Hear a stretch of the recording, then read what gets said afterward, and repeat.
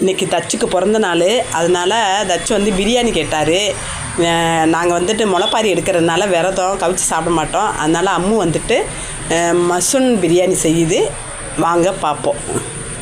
அம்மு காட்டு என்ன செய்கிற?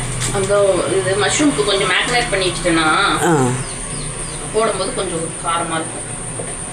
இதில் ஒன்றுமே இல்லை, மிளகாத்தூள், இஞ்சி பூண்டு பேஸ்ட்டு, மஞ்சத்தூள், உப்பு போட்டு கொஞ்சம் மேக்னேட் பண்ணி வச்சிடலாம்.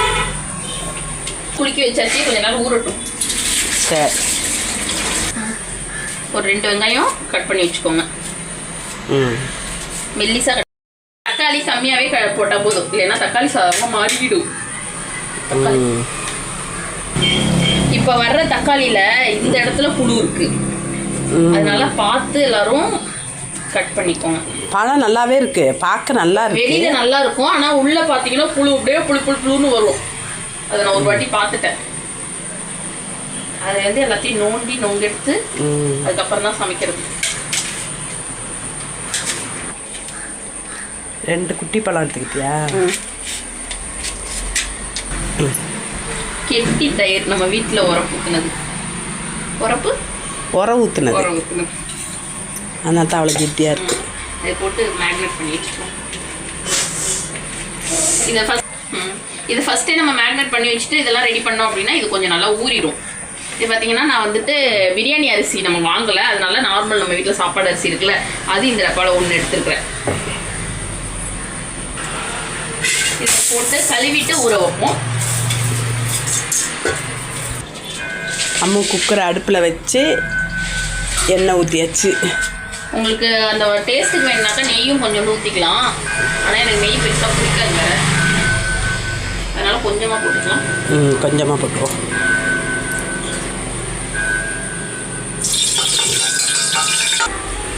எண்ணெய் சுட்டுட்டு பட்டை, சோம்பு, கிராம்பு எல்லாம் போட்டாச்சு.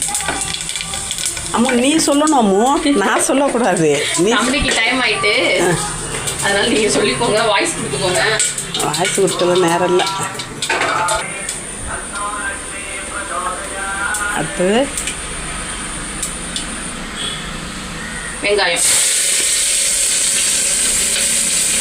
வெங்காயம் நல்லா ப்ரௌனிஷாக வரணும். அதில் என்னென்ன வச்சுருக்குன்னு காட்டு. புதினா, வெங்காயம், இதில் புதினா கருவேப்பிலை போட்டு தாளிக்கணும். இது நல்லா ரெட்டாக வந்ததுக்கப்புறம் இஞ்சி பூண்டு பேஸ்ட்டு போடலாம்.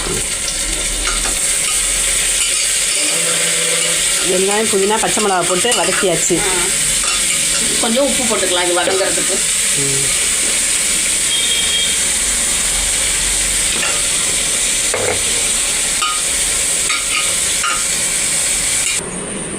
தச்சுக்கு சாப்பாடு கொடுக்க டைம் ஆகுது, அதனால் அம்மு வந்துட்டு கடை அடுப்புக்கு மாற்றிட்டு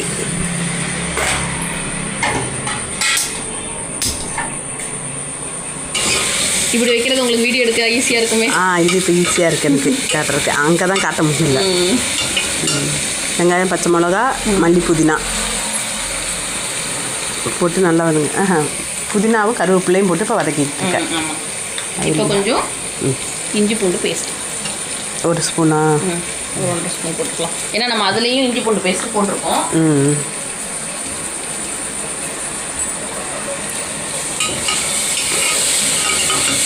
இந்த ஸ்டேஜில் தக்காளியும் போட்டுக்கலாம்.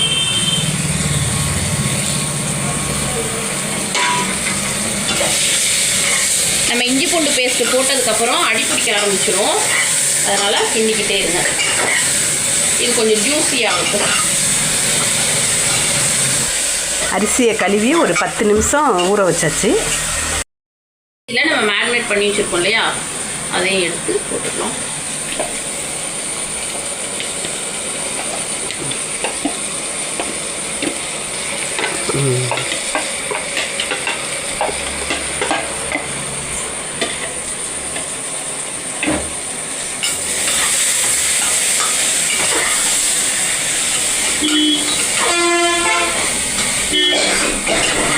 சொல். இது கூட கொஞ்சம் மிளகாத்தூள், மஞ்சத்தூள், மல்லித்தூள், கரம் மசாலா, அதுக்கப்புறம் கொஞ்சோண்டு நம்மக்கிட்ட பிரியாணி மசாலாவும் இருக்குது, அதுவும் போட்டுக்கலாம். இல்லைன்னா நார்மலாக பிரியாணி மசாலாவுக்கு வந்து அந்த பட்டை, கிராம்பு, சோம்பு, ஏலக்காய், அன்னாச்சி முக்கு இதெல்லாம் போட்டு வறுத்து தான் நம்ம போடுவோம், அது நல்லாயிருக்கும். ஆனால் இப்போ நமக்கு வந்து போதிய டைம் பத்தாததுனால பிரியாணி மசாலா போட்டுக்கலாம். இதில் 1 ஸ்பூன் தயிர் போட்டாச்சு. சேவ் பண்ணல, நான் வேணால் தேடி தரேன். இதில் ஆல்ரெடி நம்ம பச்சை மிளகாத்தூள் எல்லாமே போட்டிருக்கோம். அதனால் கொஞ்சமாக மிளகாத்தூள்,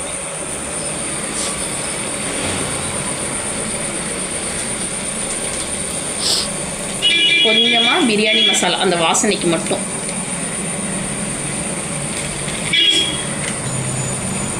கொஞ்சமாக மஞ்சத்தூள். இது மேக்னேட் பண்ணி வச்சோம்ல அந்த மசாலாலாம், தண்ணி சும்மா கொஞ்சமாக ஊற்றி பரட்டி விட்டுக்கலாம்.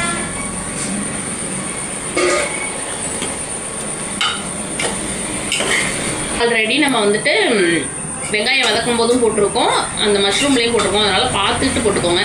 தண்ணி ஊற்றுனதுக்கப்புறம் போட்டுக்கலாம். தண்ணி ஊற்றுனதுக்கப்புறம் லைட்டாக உப்பு கறிக்கிற மாதிரி, அதாவது 1 கல் உப்பு அதிகமாக இருந்தால் தான் ரைஸ்க்கு கரெக்டாக இருக்கும். அதனால் இப்போ வேணும்.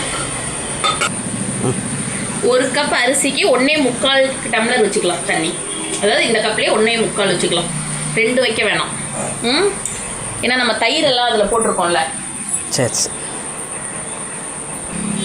இந்த அளவு தண்ணி வச்சுக்கலாம். யாருக்கெல்லாம் இந்த ஊற வச்ச அரிசியை சாப்பிட பிடிக்கும், ஆனால் எங்கள் அம்மா அதெல்லாம் சாப்பிடக்கூடாது அப்படி சொல்லுவாங்க. சாப்பாட்டு அரிசி வாயில் வைக்கக்கூடாது.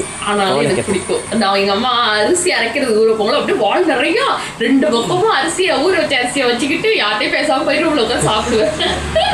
ஆனால் இந்த அரிசி வந்து சாப்பிட நிறைய பேருக்கு பிடிக்கும். எத்தனை பேருக்கு பிடிக்கும்னு மறக்காம கமெண்ட் பண்ணிடுங்க. இப்போ வந்துட்டு இது ஒரு கொதி வந்துடுச்சு. கொதி வந்ததுக்கப்புறம் அரிசி போட்டு அப்படியே ஒரு விசில். அரிசி அம்மு போட்டுக்கிட்டு இருக்கு.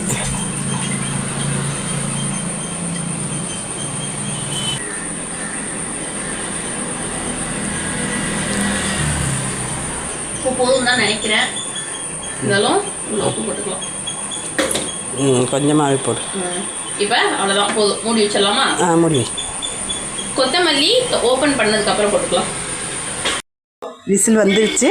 இப்போ திறந்து பார்ப்போம். ஒன்றாகல, ரெடி ஆகிட்டு. கொத்தமல்லி இப்போ தம்பிக்கு கொத்தமல்லி போடுறதுக்கு முன்னாடி வேகமாக எடுத்துரு, அவனுக்கு பிடிக்காது. பாருங்கள், மஷ்ரூம் பிரியாணி பார்க்கவே சூப்பராக இருக்குது. சாப்பிட்டு பார்த்தீங்களா? சூப்பராக இருக்குது. தம்பி கொடுத்து விட்டல மல்லி இலை போடுறதுக்கு முன்னாடி. சூப்பராக இருக்குது. உனக்கு பிரியாணி தான் சூப்பராக வருது.